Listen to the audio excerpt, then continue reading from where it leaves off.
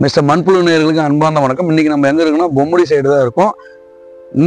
இந்த சைடு ஏன் வந்தோம் அப்படின்னா, இங்க வந்து சென்னமல்லி வந்து ஊசி மல்லி அப்படின்னு சொல்லுவாங்க. அந்த பூ பேரு வந்து பாத்தீங்கன்னா இங்க பாருங்க, இந்த பேர் தான் வந்து சன்னமல்லி இல்லை ஊசி மல்லின்னு சொல்லுவாங்க. இந்த தோட்டத்தை வந்து பாத்தீங்கன்னா தருமபுரி மாவட்டத்தில் வந்து எங்கேயும் கிடைக்கல. அதனால மல்லிப்பூ தான் அதிகமாக போட்டிருக்காங்க. அதனால வந்து பாத்தீங்கன்னா இங்க பொம்முடி சைடு தேடும் போது இந்த தோட்டத்தை கண்ணுக்கு சிக்கிச்சு.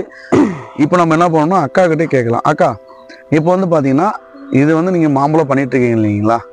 இது வந்து பாத்தீங்கன்னா ஃபர்ஸ்ட் வந்து ஏறு ஓட்டிலாம் பண்ணுவாங்களா இல்ல செடி நடுற மாதிரியா எப்படின்றது? நல்ல உழவு எடுத்து செடி நட்டு 6 மாசம் ஆன பிறகு பூ வரும். அப்புறம் மறுபடியும் அது களை வெட்டுறது, சின்ன வண்டி விட்டு களை வெட்டி உரம் வைக்கணும். பொட்டாசியம் உரம் இப்போ வந்து பாத்தீங்கன்னா நீங்க குழி நோண்டுறதுக்கு போது வந்து பாத்தீங்கன்னா அங்க சாணம்லாம் இருந்துச்சு, காஞ்சி போன சாணம்லாம் வந்து போட்டிருக்கீங்க.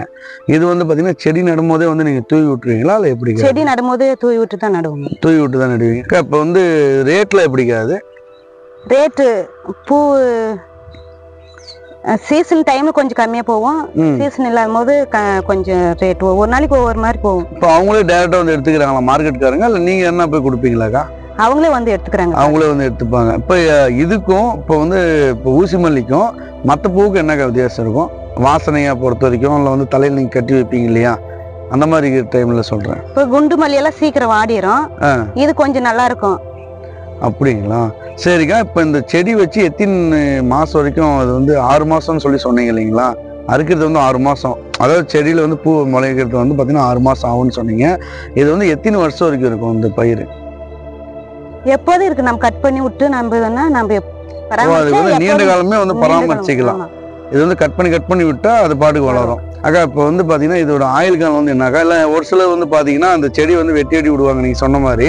இது வந்து நாம எப்போ மனசால நினைச்சு இது வந்து எடுத்து போடுறோமோ அப்போ வரைக்கும் இருக்குன்றமா சொல்லுவாங்க. நீங்க எத்தனை வருஷங்க அதை போடுவீங்க இல்லை எப்படி? அது நடுவில் வேற என்ன பயிர் மாத்துவீங்களா? மாத்தணும்னு நினைக்கும் போது மாத்தலாம். இப்போதைக்கு இது நம்மளுக்கு கொஞ்சம் லாபம் வருதுன்றதுனால வச்சுன்னு இருக்க வேண்டியது வச்சிருக்குது. ஒரு செடி கண்ணெல்லாம் வந்து பாத்தீங்கன்னா 20-25 ரூபான்னு சொல்லுவாங்க. உங்களுக்குலாம் எவ்வளவு போடுவாங்க? அது ஒரு 50 ரூபா வந்துருச்சுங்களா? இப்பெல்லாம் 50 ரூபா ஒரு செடி இல்லை. நான் வந்து விசாரிச்சு பாத்தீங்கன்னா 25 ரூபா, 28 ரூபா இல்லை 30 ரூபா, 35 ரூபான்ற மாதிரி சொன்னாங்க. ரகத்துக்கு தகுந்த மாதிரி ரேட்டுன்ற மாதிரி சொன்னாங்க.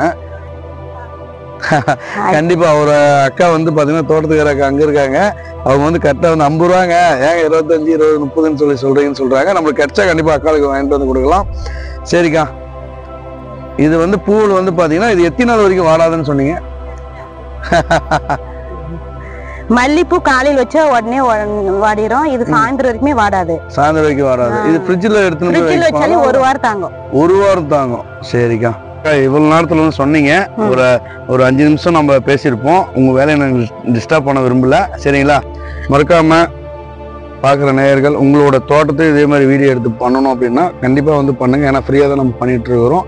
சரிங்களா? Don't miss it. And like பண்ணுங்க, ஷேர் பண்ணுங்க, சப்ஸ்கிரைப் பண்ணுங்க. அடுத்த வீடியோவில் நம்ம சந்திக்கலாம். சரிக்கா.